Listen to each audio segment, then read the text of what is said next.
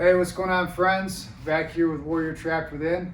We're going to be talking about breathing for back pain as well as TBI, right? So, as with anything with the brain, it requires two things for fuel. It requires oxygen and glucose, right? So, what we're going to focus on right now is oxygen. So, bringing in as much oxygen as we can to help fuel our brain so that way repair happens a lot easier.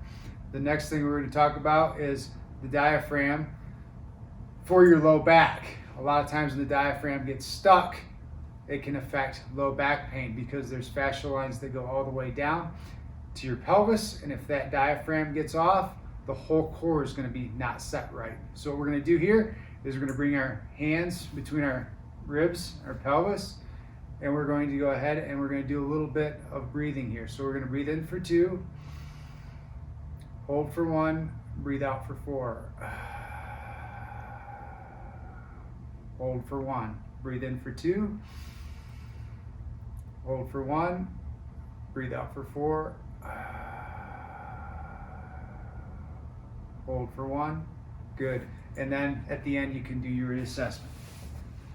All right, if you guys found this video valuable, make sure you let your friends see this video so they can move, feel, and perform better.